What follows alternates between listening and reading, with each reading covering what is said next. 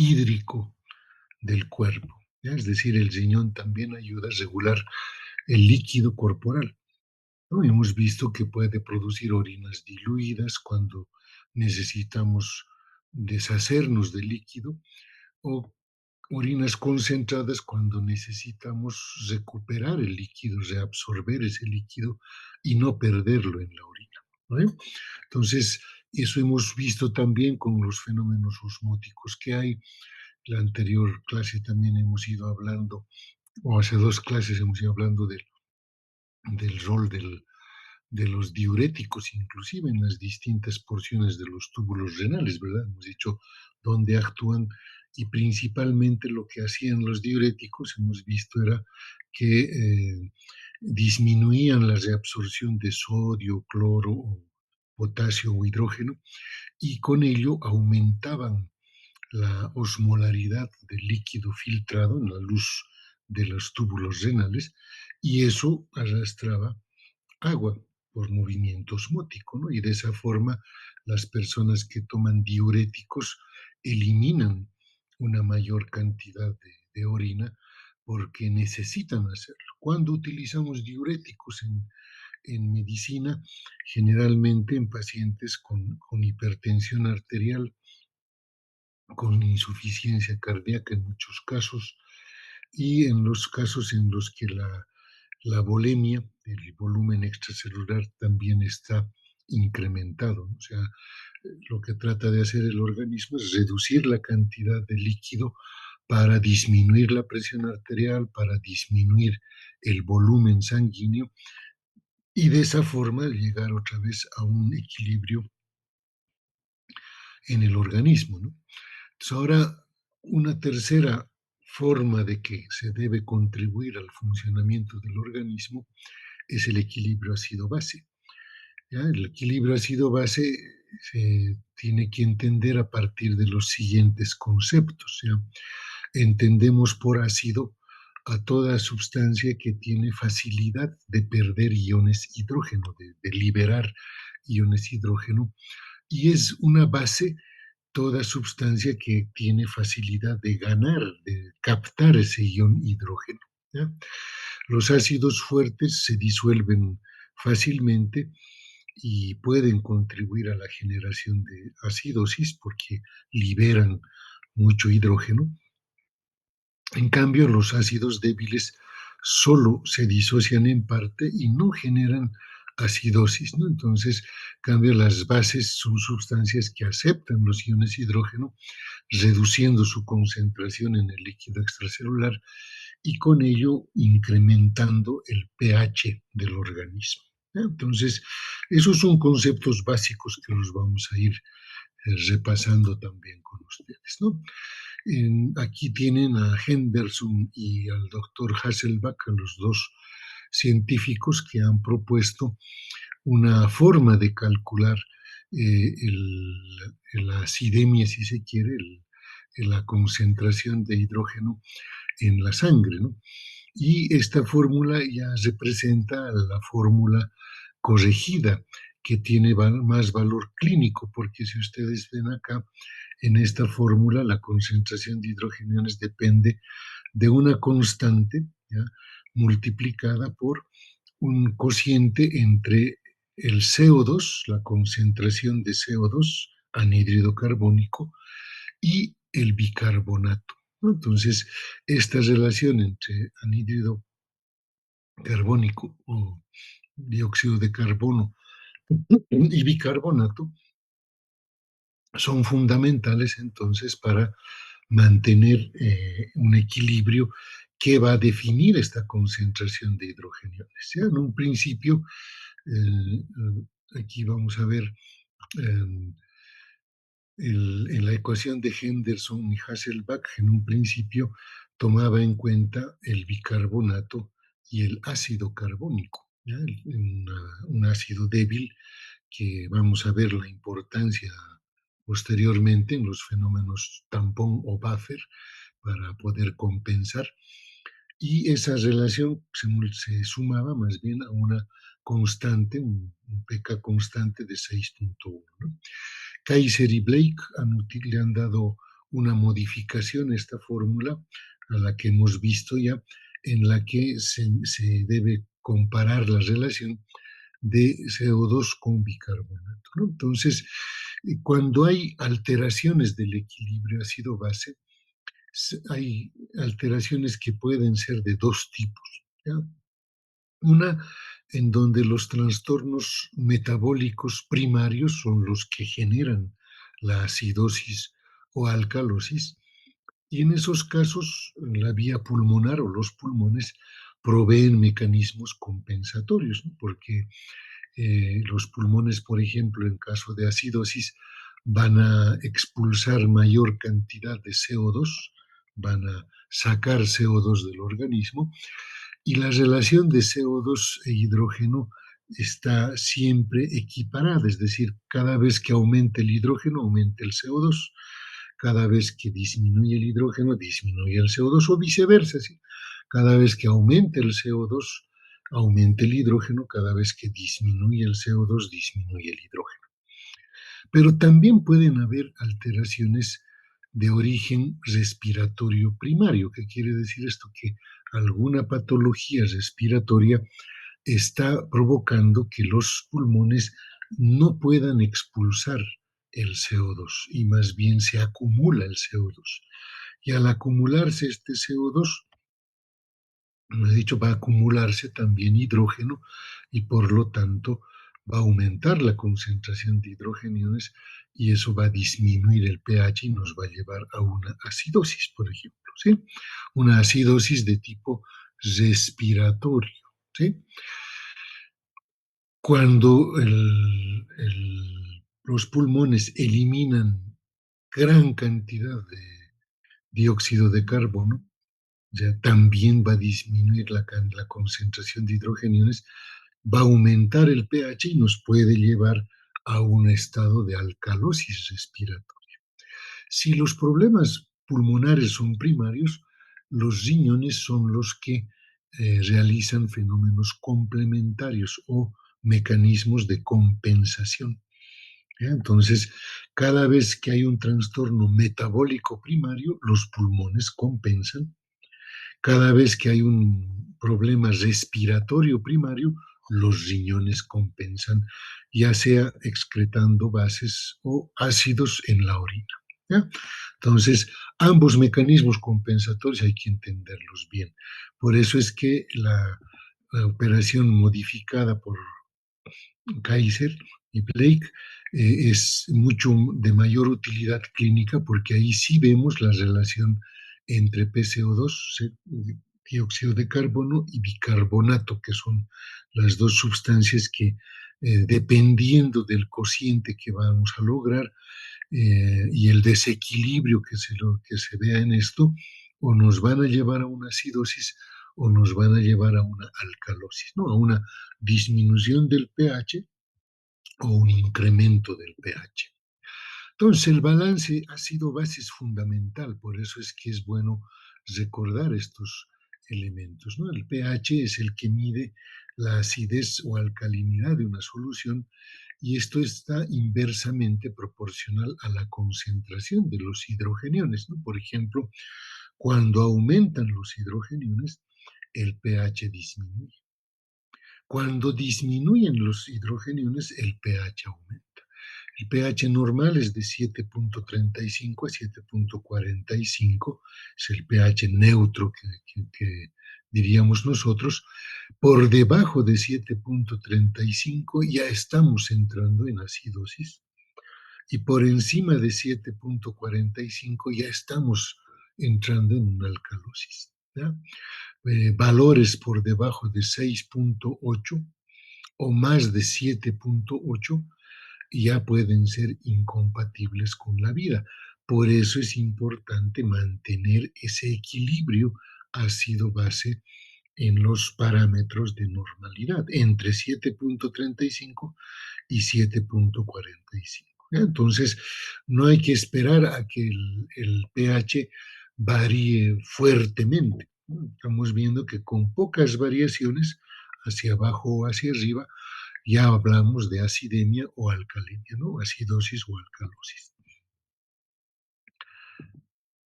Entonces, el pH es un componente del balance ácido básico, un valor medido, es el valor medido de la acidez o alcalinidad. El rango normal es de 7,35 a 7,45, menos de 7,35 ya es acidosis, más de 7,45 ya es alcalosis. En el balance ácido-base también nos interesa ver estos dos componentes que son parte de la ecuación de Henderson-Hasselbalch modificada, ¿no? La presión arterial de CO2, el valor medido de la presión parcial de CO2 disuelto en la sangre. Este es el componente respiratorio del equilibrio ácido-base.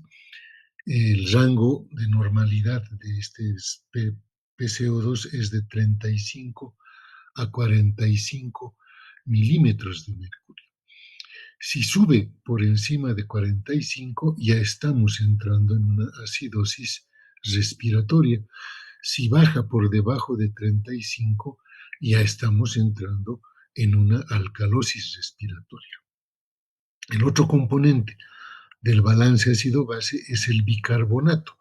Es el valor calculado de la cantidad de bicarbonato que circula, es el componente metabólico o renal del equilibrio ácido-base, ¿sí? Entonces, el rango de normalidad, el valor normal del bicarbonato es de 22 a 26 miliequivalentes litro. Y fíjense, baja de 22 ya es acidosis metabólica. Sube de 26 ya es alcalosis metabólica. Y se habla también de un exceso de bases, quiere decir, es un valor calculado del exceso o defecto de bicarbonato respecto al valor normal. ¿Cuánto está variando respecto al valor normal? Entonces, no puede haber variaciones en un rango de normalidad de -2 a +2 miliequivalentes litro. ¿Ya? Son mínimos los valores que se aceptan de variación para ya hablar de alteraciones del equilibrio ácido-base, ¿no? Entonces, ya tienen ahí ustedes valores del balance ácido-base, que es el que normalmente nos exigen aprender más adelante en fisiopatología, en medicina interna, y la interpretación que debe hacerse de esto. En el organismo tenemos buffers plasmáticos. ¿Ya? Uno de los más importantes es la hemoglobina, que después del bicarbonato es el más importante. Esta hemoglobina puede captar iones hidrógeno junto con CO2 y transportarlos desde los tejidos hacia los pulmones. Entonces, el bicarbonato es el buffer plasmático más importante. El sistema del bicarbonato, vamos a ver que es fundamental, pero la hemoglobina se constituye también en un importante buffer por el contenido de anhidrasa carbónica que tiene cada glóbulo rojo en su interior. Eso ya lo van a ver en el primer capítulo de sangre, cuando lo lleven esto con la doctora Cardona. Entonces, hay que entender una función buffer importante de la hemoglobina porque capta hidrógeno junto con el CO2. ¿Ya? Y los va a transportar hacia los pulmones donde va a haber el intercambio gaseoso, ¿verdad? Va a eliminarse CO2 y va a reabsorberse o va a ingresarse oxígeno. Ahora, los fosfatos inorgánicos también tienen función buffer a nivel renal. Generalmente estos fosfatos inorgánicos se filtran por los túbulos renales y tienen la importante función de captar iones hidrógeno y llevárselos a la orina, ¿ya? Y de esa forma el riñón ayuda a disminuir la concentración de iones hidrógeno. ¿Ya? En cambio, los fosfatos orgánicos son más de función buffer intracelular, es decir, igual se pegan o captan hidrógeno, pero esto lo hacen dentro de las células. Por lo tanto, también contribuyen a una función buffer, ¿verdad? Es decir, al meter hidrógeno dentro de la célula y captarlo en el fosfato orgánico, estamos disminuyendo esa concentración de hidrógeno en el líquido extracelular o en el plasma sanguíneo, si ustedes quieren. Bien, entonces, la primera línea de amortiguación se constituye el sistema del bicarbonato y ácido carbónico en los líquidos corporales. Esto está mediado por una enzima que es la anidrasa carbónica, que abunda dentro de los eritrocitos, dijimos, pero que en los líquidos corporales también está presente. ¿Por qué es importante esta enzima de anidrasa carbónica? Porque fíjense, el ácido carbónico, ¿ya?, puede tener dos tipos de reacción química, ¿ya? Por un lado, fíjense, puede disociarse. Un ácido es una sustancia que pierde hidrógenos, dijimos al principio de nuestra clase. Y fíjense, si pierde un hidrógeno, si libera un hidrógeno, está generando un bicarbonato. O sea, cada vez que libera un hidrógeno, está liberando también un bicarbonato, ¿no? Entonces, esto como que hace una compensación, o sea, no solo está acumulando hidrógeno, sino también está acumulando bicarbonato, sustancias que se eh, controlan entre ambas, ¿no? Pero por otro lado, y gracias a la anidrasa carbónica, fíjense, este ácido carbónico puede convertirse en agua, H2O, y dióxido de carbono. De esta manera hace que este CO2 llegue a los pulmones, se elimine hacia el exterior y esta agua sea utilizada o reutilizada en el organismo en procesos metabólicos, ¿no? Entonces, esta es la primera línea de amortiguación de acuerdo a lo que se precise. Es decir, cuando hay fenómenos de acidosis, por ejemplo, esto va a funcionar bastante porque cada vez que se va a eliminar un CO2, también va a disminuir la cantidad de hidrógeno porque se va a quedar en la molécula de agua, no va a estar libre, no va a estar incrementando la acidemia. Entonces, va a ser parte del agua que se va a utilizar en otros procesos metabólicos en las células, ¿no? Entonces, eso es importante que nosotros entendamos, ¿ya? La acción de la anidrasa carbónica, ¿no? Cada vez que disminuye el pH es porque han incrementado la concentración de hidrogeniones y nos ha llevado a un fenómeno de acidosis. o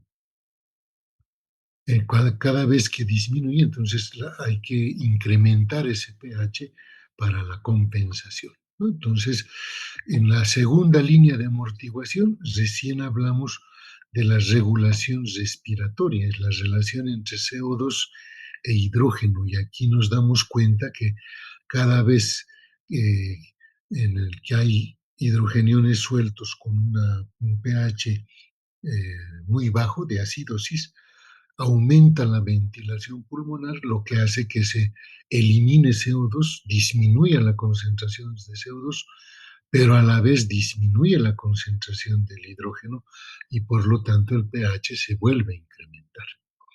Esta primera línea de amortiguación actúa en segundos a minutos, ¿ya? En cambio, esta segunda línea de amortiguación del hidrógeno y la ventilación pulmonar puede demorar minutos a horas en activarse. Por eso es segunda línea de amortiguación. La primera que entra en funcionamiento es la del sistema del bicarbonato y ácido carbónico en los líquidos corporales y la segunda es en la regulación respiratoria, ¿no? Entonces, antiguamente se consideraba que era el CO2 el que controlaba los centros respiratorios, ¿no? Muchos decían cada vez que aumenta el CO2, es por eso que el individuo empieza a hiperventilar, a aumentar la frecuencia respiratoria además para eliminar ese exceso de CO2. No, hoy se sabe que las células de los centros respiratorios en el bulbo raquídeo son más bien sensibles a las concentraciones de hidrógeno.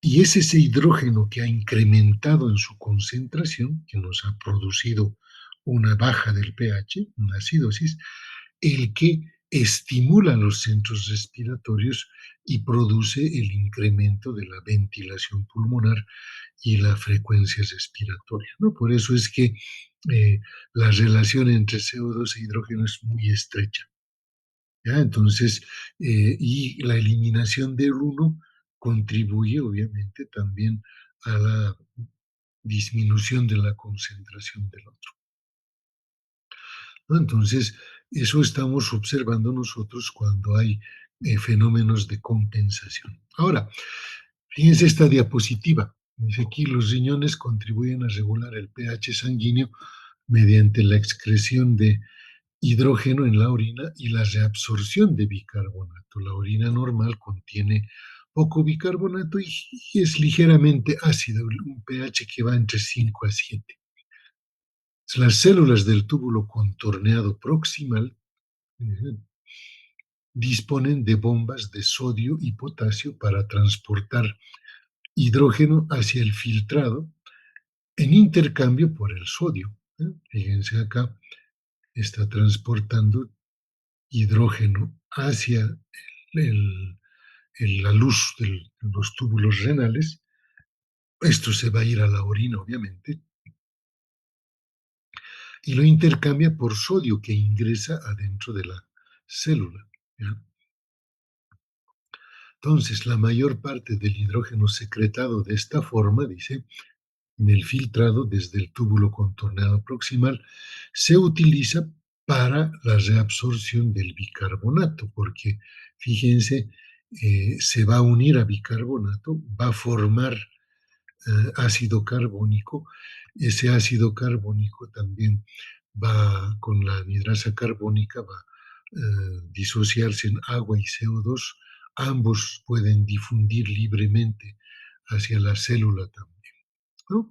Entonces, pero por otro lado dijimos, el ácido carbónico puede separarse en un hidrógeno libre y un bicarbonato libre, y ese bicarbonato es el que puede ser reabsorbido, ¿no? Lo mismo va a suceder en el túbulo contorneado, fíjense, dentro de la célula, la misma situación de agua CO2 para su reabsorción a la sangre, o la formación de hidrógeno que va a volver a salir hacia la luz del túbulo renal, y un bicarbonato va a reabsorberse hacia la sangre. Entonces, veamos qué nos dice esta diapositiva. Cuando la orina es ácida, el bicarbonato se combina con el hidrógeno para formar ácido carbónico, ¿ya?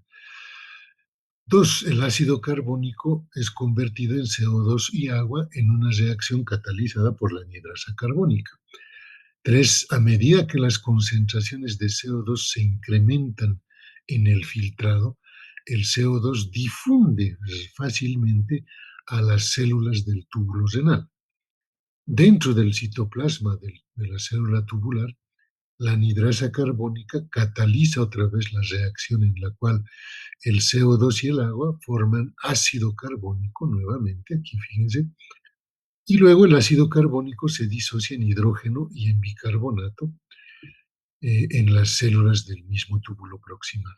El bicarbonato interno de la célula puede pasar hacia la sangre, reabsorberse, y el hidrógeno nuevamente salir hacia la luz tubular, ¿ya? Entonces, fíjense lo que pasa en los túbulos distales, ¿ya? Esto ocurre en el túbulo proximal. En los túbulos distales, esta bomba de sodio y potasio, en el túbulo distal, la ATPasa de sodio y potasio, actúa para recuperar hidrógeno y eliminar potasio. Y fíjense cómo los hidrógenos se intercambian aquí. Por cada sodio sale un hidrógeno. Y fíjense aquí el rol de los fosfatos, ¿ya? El fosfato, este es el fosfato, capta ese hidrógeno, forma ácido fosfórico y de esa forma se elimina en orina. También hay otra forma de eliminar más hidrógeno en la orina, que es formando unas moléculas de amoníaco o amonio. Fíjense, el NH3 más un hidrógeno se vuelve NH4, amoníaco, y como tal se elimina por orina. Y fíjense, el ácido fosfórico se está llevando dos hidrógenos, el amoníaco se está llevando a la orina cuatro hidrógenos, cuatro moléculas de hidrógeno. Entonces, de esa forma, el riñón elimina estos hidrógenos. Y además hemos visto en los primeros capítulos con ustedes que varios, los segmentos tubulares renales tienen capacidad de excreción de hidrógeno, ¿verdad? O sea, hacen que ese hidrógeno siempre esté mandándose hacia la luz tubular renal y en casos necesarios se vaya eliminando con la orina.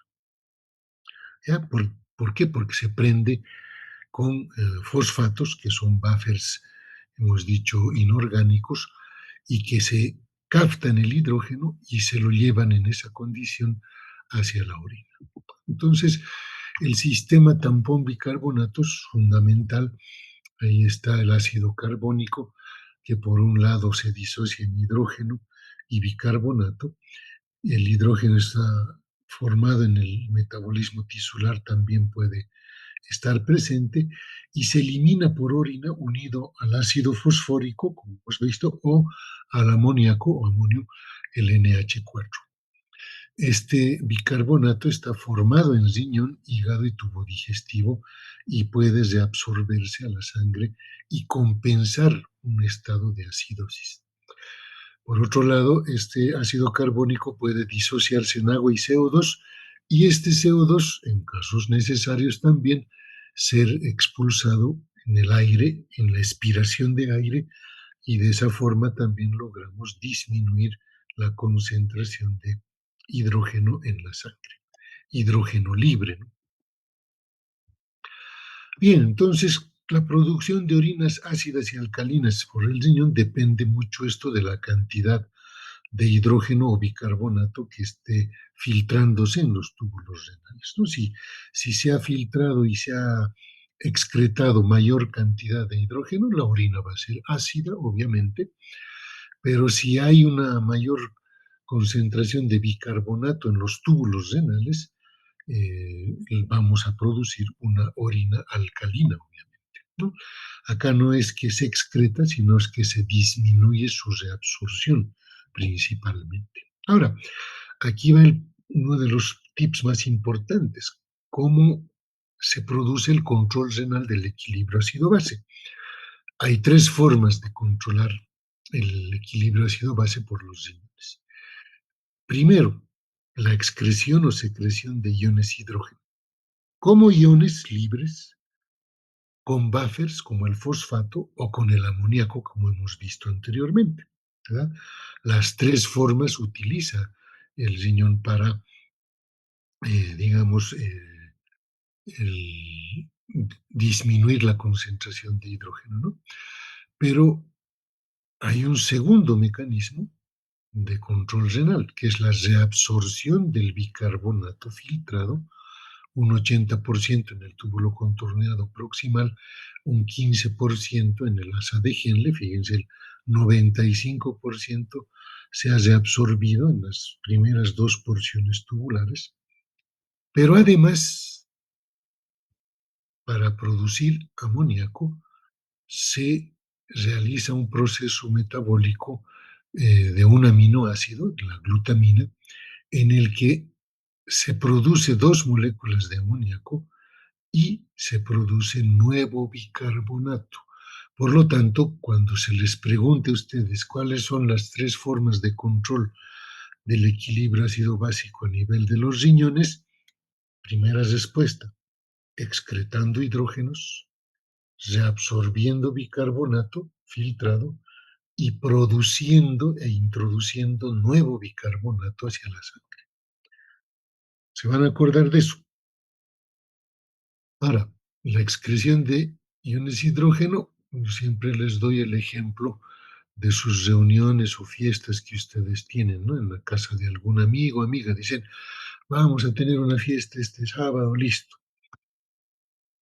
Los que son conscientes Dicen, y hasta cierta hora prudente hay que quedarse y después hay que irse, ¿verdad? Hay que cuidarse, hay que recogerse temprano y se van yendo hidrógenos solitos, ¿no? Muy responsablemente se van. Hay otros que dejan pasar la hora, ya es un poco tarde y dicen, oye, nos acompañaremos, iremos, listo. Y entonces van saliendo con el fosfato, hemos dicho, el ácido fosfórico se lleva dos hidrógenos, ¿verdad? Y se van acompañando, dicen, ya nos iremos los dos, nos acompañamos. Pero cuando ya es demasiado tarde y el padre de familia ya está enojado con los fiesteros, ¿qué les dice a ustedes? Les dice, ya estoy llamando taxis y se van todos. Y en cada taxi, ¿cuántos entran? Cuatro, ¿verdad? Entonces se van de a cuatro, es decir, es como el amoníaco que está llevándose cuatro hidrógenos, ¿no? Entonces de esa forma se van a acordar ustedes cómo se hace la excreción o secreción de hidrógeno. ¿Eh? Y las otras dos formas de control, la reabsorción de bicarbonato filtrado y la producción de nuevo bicarbonato. Y aquí vamos a ver más o menos eso. Bueno, aquí estamos repitiendo lo que sucede dentro de las células tubulares y en la luz tubular. Dentro de las células ahí está el ácido carbónico que por un lado con la anhidrasa carbónica se transforma en bicarbonato que se vuelve a la sangre, hidrógeno que se va a la luz tubular, o puede formar agua y CO2. El CO2 que retorna a la sangre y se va a eliminar en los pulmones, o el agua que se sigue utilizando para los fenómenos metabólicos. La bomba de sodio y potasio que intercambia sodio por potasio, ahí está. Y luego, fíjense cómo acá en la luz tubular también tenemos esta situación, ¿no? El hidrógeno libre puede juntarse con un bicarbonato, formar ácido carbónico otra vez, esto disociarse en CO2 y agua, el CO2 se reabsorbe a la célula, el agua puede quedarse dentro del túbulo renal. Entonces, en el túbulo proximal a ADG, en el túbulo distal, hay secreción de hidrógeno por contratransporte con sodio. Aquí está el contratransporte por eh, transporte activo secundario. Fíjense, el hidrógeno sale a la luz y se reabsorbe un sodio. Y ese sodio se va a intercambiar después también por un potasio ya, pero por un transporte activo primario. En el túbulo distal y túbulo colector hay secreción de hidrógeno por transporte activo primario, es decir, hay una bomba de hidrógeno que elimina hidrógeno en esas porciones tubulares. La secreción de hidrógeno es un tanto mayor a la filtración de bicarbonato. El hidrógeno no se excreta libre, siempre se va a combinar con fosfato y amoníaco para que aparezcan en la orina. ¿Ya? Entonces, de esa forma se producen estos mecanismos. Entonces, ahí están los mecanismos celulares de secreción de hidrógeno que están en su libro. Hay por un lado, la secreción activa de hidrógeno en el túbulo renal, ¿ya? La reabsorción tubular de bicarbonato mediante la combinación de hidrógeno para formar ácido carbónico que se va a disociar luego para formar dióxido de carbono y agua, y la reabsorción del ion sodio que es intercambiado por el hidrógeno en el túbulo contorneado proximal. Y también esto sucede en la porción gruesa del asa de Henle y en primera parte del túbulo contorneado distal. ¿Qué ocurre a nivel de la porción distal del túbulo y del túbulo colector? Ahí fíjense, hay una bomba, un bombeo de hidrógeno activo. Hay una bomba de hidrógeno. Entonces, se reabsorbe, dice, un bicarbonato, ¿ya? Por cada hidrógeno excretado y que se excreta de forma pasiva un ion cloro también junto con el hidrógeno, ¿no? Entonces aquí van a aparecer el cloro y el hidrógeno en la luz tubular. En cambio, el bicarbonato se va a intercambiar por ese cloro para retornar a la sangre. Entonces, Esto ya ocurre, esta secreción activa de hidrógeno ya ocurre en la porción final del túbulo distal y en el túbulo colector. La amortiguación de iones hidrógenos secretados por el fosfato filtrado, que hemos dicho que este hidrógeno que está saliendo se va a unir a este fosfato y de esa forma va a eliminarse, ¿ya? Se disuelve, se devuelve un nuevo bicarbonato a la sangre por cada ácido fosfórico que reacciona con un hidrógeno excretado. Y acá fíjense lo que dijimos, ¿no? El aminoácido glutamina es metabolizado en la célula por las células tubulares proximales. La glutamina da lugar a dos compuestos de NH4 y dos moléculas de bicarbonato. Este NH4 se intercambia por sodio y va a la luz tubular, ¿ya? Y en cambio, estos dos nuevos bicarbonatos retornan a la sangre. Esto es ya producción de nuevo bicarbonato. Entonces, acá ya estamos viendo las tres formas de compensación, ¿verdad? La excreción de hidrógeno con los buffers, la reabsorción del bicarbonato filtrado y la producción del nuevo bicarbonato. Ahí están los tres fenómenos que le corresponden al riñón para el equilibrio ácido-base. El hidrógeno libre se une a un fosfato,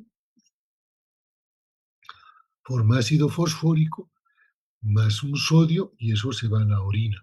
Ese es el tampón fosfato. Hemos dicho, el fosfato capta hidrógenos libres y se los lleva a la orina. En cambio, vuelve un bicarbonato hacia la sangre. Entonces, por cada hidrógeno excretado, combinado con un amortiguador, se forma y se reabsorbe un bicarbonato hacia la sangre.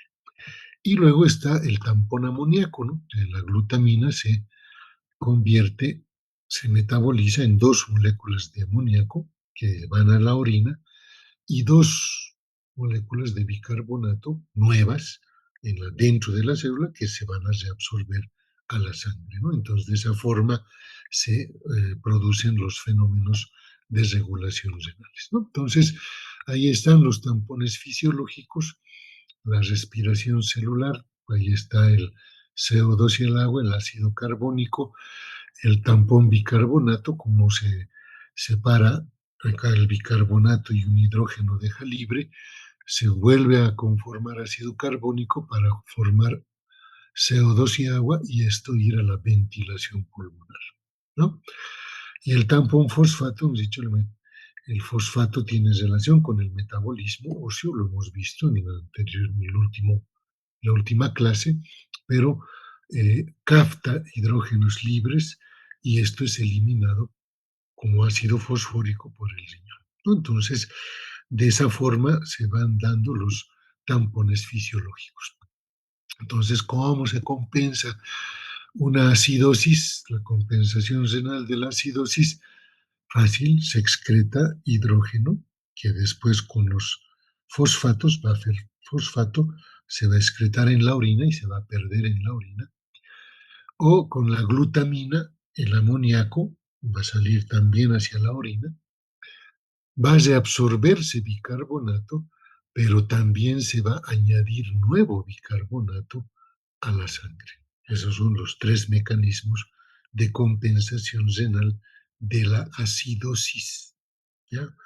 Eso es lo que hace el riñón para compensar y devolver el equilibrio ácido-base. Entonces, los riñones contribuyen a regular el pH sanguíneo, excretando hidrógeno por la orina, reabsorbiendo bicarbonato. El hidrógeno penetra en el filtrado de dos maneras, a través de los glomérulos y por excreción tubular. La mayor parte de la excreción de hidrógeno se produce a través de la pared del túbulo proximal y es intercambiado por sodio, hemos mencionado, eh, rápidamente. Durante la alcalosis se excreta menos hidrógeno al filtrado glomerular. Esto como consecuencia, la excreción urinaria de bicarbonato empieza a aumentar, fíjense, ¿ya? Para compensar parcialmente la alcalosis, ¿no? El intercambio se da por un transportador antiporte que mueve sodio e hidrógeno en direcciones opuestas y los riñones absorben casi todo el bicarbonato y excretan hidrógeno, lo que hace que la variación, la orina sea ligeramente ácida, ¿no? Entonces, ¿qué factores aumentan o reducen la excreción de hidrógeno y la reabsorción de bicarbonato en los túbulos renales? Se aumenta la excreción de hidrógeno y aumenta la reabsorción de bicarbonato cada vez que hay un incremento del anhídrido carbónico o dióxido de carbono. Cada vez que hay un aumento del hidrógeno, cada vez que disminuye el bicarbonato plasmático, cada vez que disminuye el volumen del líquido extracelular, cada vez que aumenta la angiotensina 2, cada vez que aumenta la aldosterona y en casos de hipopotasemia. ¿Qué es lo que reduce la excreción de hidrógeno y la reabsorción de bicarbonato? Fenómenos contrarios, ¿verdad? Cuando hay poco dióxido de carbono, se debe también reducir la excreción de hidrógeno. Cuando hay poco hidrógeno o cuando hay mucho aumento del bicarbonato plasmático, se debe disminuir la reabsorción de bicarbonato en los túbulos renales, que se produzca una orina alcalina. ¿Ya? Acá, en cambio, se va a producir una orina ácida, ¿verdad? Cada vez que aumenta el volumen del líquido extracelular, disminuye la angiotensina, disminuye la aldosterona o hay hiperpotasemia. Entonces, cuantifiquemos estos en la secreción tubular renal ácida, ¿no? Secreción de hidrógeno es igual a la reabsorción de bicarbonato más la excreción de ácido titulable y la excreción de amoníaco. ¿Ya? Entonces, en la acidosis hay una mayor reabsorción de bicarbonato, hay ácido titulable por la excreción de hidrógeno y además se detecta gran cantidad de amoníaco. En la, en la alcalosis, en cambio, disminuye la excreción de bicarbonato, ¿ya? Se, el, el ácido titulable es negativo, la amoníaco es negativo, entonces lo único que se está perdiendo en la alcalosis es el bicarbonato en una orina alcalina, ¿verdad? ¿Por qué? Porque en un fenómeno de alcalosis no necesito acumular más bicarbonato, más bien me interesa eliminar ese bicarbonato para volver al equilibrio ácido-base. ¿Ya? Entonces, eso, ojo, eso es fácil detectarse en orina, ¿no? Una orina ácida en amarillo versus una orina alcalina en verde. Las correcciones ahí están nuevamente. En la acidosis, hemos dicho, aumenta la excreción renal de hidrógeno, se reabsorbe bicarbonato al líquido extracelular, el bicarbonato filtrado, y se produce y se reabsorbe también nuevo bicarbonato. Eso ya lo hemos visto. En la alcalosis, en cambio, disminuye la excreción de hidrógeno y lo que sí se incrementa es la excreción de iones bicarbonato en la orina, es decir, aumenta la eliminación del bicarbonato en la orina porque disminuye su reabsorción en el sistema tubular renal. Y aquí tenemos muestras de gases arteriales en las que ya vamos a entender mejor y en la clase práctica que corresponda también a esta temática, lo vamos a ver eh, cuando hay acidosis y alcalosis. La acidosis es metabólica cuando lo que ha disminuido más es el bicarbonato, entonces ahí está disminuido el CO2 también y tiene que haber una compensación respiratoria. ¿Ya? Entonces, cuando la acidosis es respiratoria, lo que está incrementado es el CO2 en la sangre. El bicarbonato tiene también un incremento, ¿ya? Eh, en sangre, pero la compensación aquí es metabólica. El bicarbonato aumenta para compensar esta acidosis. Aquí el CO2 debe ser eliminado por vía respiratoria para compensar esta acidosis, disminuir esta acidosis. Y lo propio sucede en fenómenos alcalóticos, ¿no? Alcalosis metabólica, el valor de bicarbonato está muy elevado y luego tiene que aumentar el CO2 para hacer la compensación respiratoria y en caso de una alcalosis respiratoria que se caracteriza por una disminución del CO2, tiene que haber una compensación renal, aumentando la concentración de bicarbonato en sangre. Ahí tienen la relación de cuánto debe aumentar por cada 10 milímetros de mercurio de CO2 que está disminuyendo acá, ¿no? Para la compensación. Entonces, la compensación renal y respiratoria ya la entendemos mejor cuando hay cambios metabólicos primarios, ¿ya? Entonces el bicarbonato es el que se va a afectar y cambios secundarios después de una compensación renal. Y cuando hay alteraciones respiratorias, ¿no? Los primeros cambios van a ser en el CO2 y después va a haber la compensación respiratoria ante los disturbios metabólicos. Ahí está nuevamente para que se entienda, ¿no? En una acidosis metabólica que está disminuido el bicarbonato y tiene que haber una compensación respiratoria. En una acidosis respiratoria tiene que haber una compensación renal. En una alcalosis metabólica tiene que haber compensación respiratoria y en una alcalosis respiratoria la compensación renal. Eso ya lo van a aprender con más detalle en fisiopatología. Ahora, hay causas clínicas de los trastornos acidobásicos. La acidosis respiratoria se debe a una reducción de la ventilación y a un aumento de la PCO2. En la acidosis respiratoria, las respuestas compensadoras disponibles son los amortiguadores de líquidos corporales y los riñones, ¿no? Que necesitan varios días para compensar el trastorno. En la alcalosis respiratoria se debe al aumento de la ventilación y una reducción de la PCO2. De nuevo, los principales compensadores son los amortiguadores químicos de los líquidos corporales y los riñones para aumentar la excreción de bicarbonato. En caso de acidosis, fíjense, metabólica, se debe a una reducción de concentración de bicarbonato en líquido extracelular. Pueden deberse a varias causas, por ejemplo, el riñón está imposibilitado de excretar ácidos metabólicos formados en el cuerpo. Se forman cantidades excesivas de ácidos metabólicos en el cuerpo. Se adicionan ácidos metabólicos por ingestión o por infusión de ácidos, o se pierden bases de los líquidos corporales, lo que tiene el mismo efecto que añadir un ácido a los líquidos corporales, ¿no? Por ello es que la acidosis tubular renal, la diarrea, el vómito de contenido intestinal, los pacientes con diabetes pueden tener acidosis, ¿sí?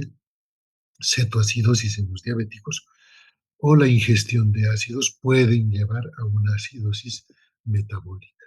La alcalosis metabólica más bien se refiere a un aumento en la concentración de bicarbonato en el líquido extracelular y eso puede deberse a la administración de diuréticos, exceptuando la anhidrasa carbónica, el exceso de aldosterona, los vómitos de contenido gástrico y la ingestión de fármacos alcalinos, ¿no? Que puedan aumentar la alcalinidad del plasma. Entonces, esos son los fenómenos que van a ocurrir tanto en acidosis como alcalosis metabólica o respiratoria para que ustedes los puedan repasar también.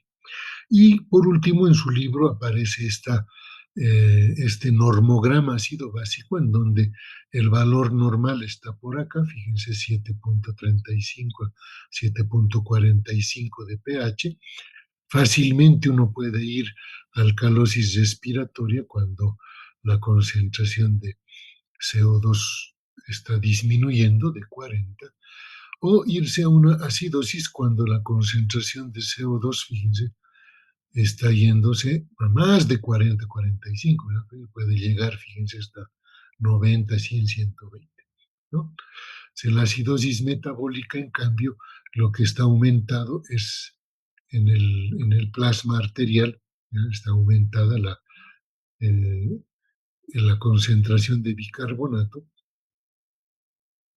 no, en la alcalosis, perdón, metabólica, la concentración de bicarbonato, y en la acidosis disminuye la concentración de bicarbonato, ¿no? Aquí abajo es todo lo de acidosis metabólica, ¿no? Entonces, esto también nos lleva a entender los fenómenos compensatorios, ¿no? Si el fenómeno es metabólico, la compensación es respiratoria. Si el fenómeno primario es respiratorio, la compensación va a ser renal, ¿no? O metabólica. Bien, con eso nosotros concluimos, digamos, el temario de su primer parcial. ¿Ya? Estamos concluyendo y la información que les va a confirmar la doctora Cardona, actual jefa del Departamento de Fisiopatología y coordinadora de la materia de fisiología, es que este miércoles y este viernes siguiente no van a tener clases teóricas. ¿Ya? O sea, ya recién va a comenzar las clases de fisiología sanguínea el día lunes, porque ya el temario del primer parcial está concluido. ¿Ya?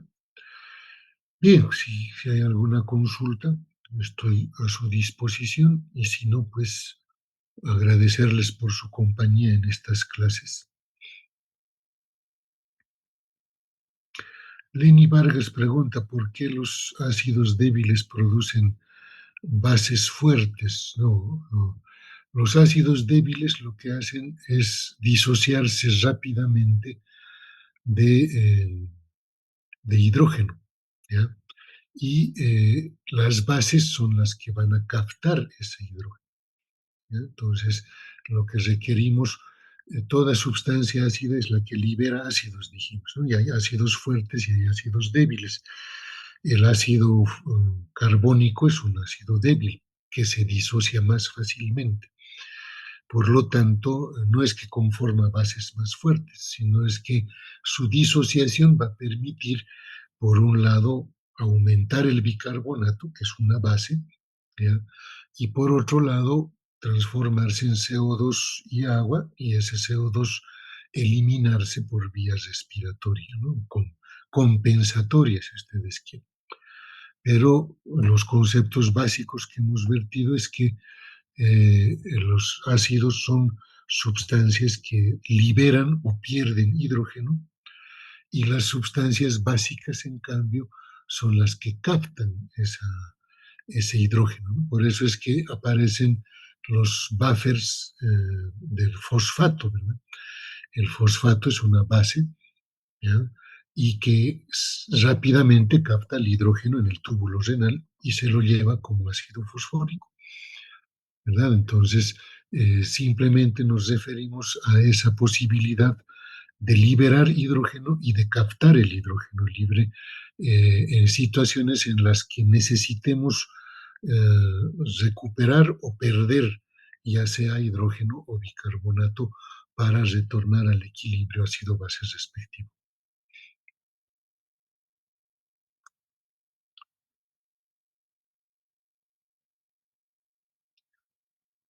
Bien, entonces, muchas gracias a todos ustedes por la compañía. Hoy me han acompañado menos gente que antes en uno de los temas más importantes, así que espero que puedan repasar. El tema está subido en el Classroom también, ¿ya? Así que nos vemos en el examen parcial. A todos los docentes que hemos dictado clases hasta el día de hoy, incluida mi persona, nos corresponde elaborar las preguntas del parcial, ¿ya? Entonces, este parcial va a ser elaborado por el doctor Jaime Villarroel, Jorge Villazón y mi persona, Daniel Illanes. Muchas gracias a todos y hasta una nueva oportunidad. Hasta luego, Muchas doctor. gracias, doctor. Gracias. Hasta la próxima clase. Chao. Hasta luego, doctor. Chao, chao, hasta luego a todos.